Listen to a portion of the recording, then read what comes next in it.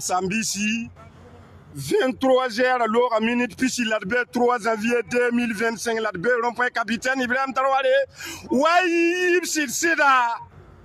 Tu vois, Bougoum Kansai Tama. Oblatan Sama, Nama, Oblatan Sama, Biga Nama.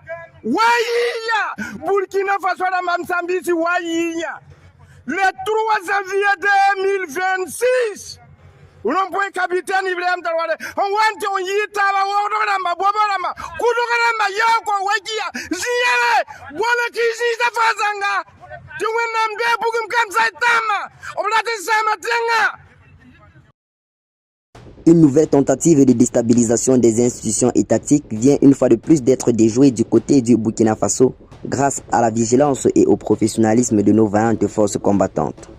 En effet, un coup d'État vient d'être déjoué dans le pays.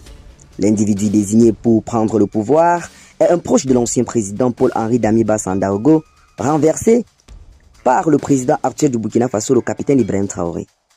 Ce dernier a été arrêté ce jour du 3 janvier 2026, mettant ainsi un terme à une nouvelle tentative de déstabilisation du Burkina Faso par des puissances étrangères.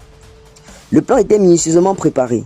Il prévoyait, dans un premier temps, l'élimination de tous les opérateurs de drones de nos forces de défense et de sécurité afin de priver l'armée de ses capacités de surveillance et de frappe.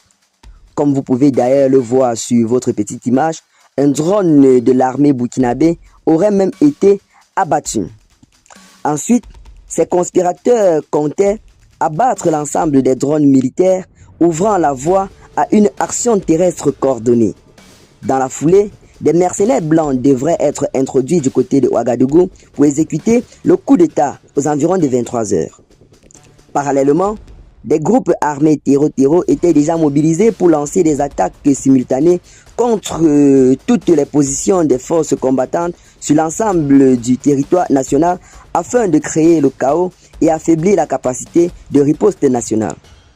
Grâce à la vigilance et au professionnalisme ainsi qu'au patriotisme de nos vaillantes forces de défense et de sécurité, ce complot a été mis en échec. Le Burkina Faso demeure debout, résolu à défendre sa souveraineté et à faire face à toutes les tentatives de trahison. Le peuple burkinabé est appelé à rester uni, vigilant et déterminé, car la lutte pour la libération totale n'est pas chose facile. Plusieurs persécutions sont à prévoir. D'ailleurs, le capitaine Ibrahim Traoré, dans un de ses récents discours, l'avait clairement martelé. Celui-ci, lors du deuxième sommet des chefs d'État de l'AES tenu le 23 décembre dernier du côté de Bamako, a qualifié ces persécutions à venir d'hiver noir.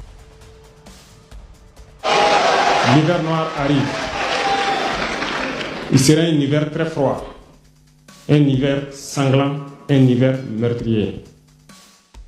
Il a clairement annoncé qu'un hiver noir serait en train de foncer sur l'AES, raison pour laquelle il faudrait être unis plus que jamais afin de contrer cet hiver noir.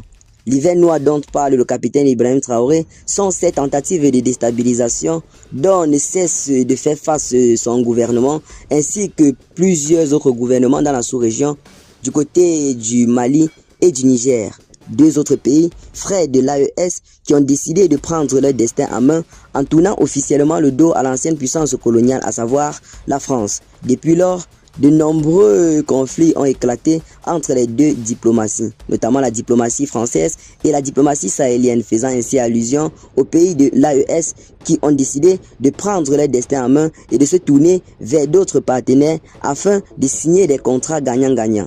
Contrairement à l'ancienne puissance coloniale, les contrats signés récemment avec les nouvelles puissances telles que la Russie et la Chine sont visiblement en train de porter leurs fruits sur le plan militaire, sur le plan économique ainsi que sur le plan diplomatique.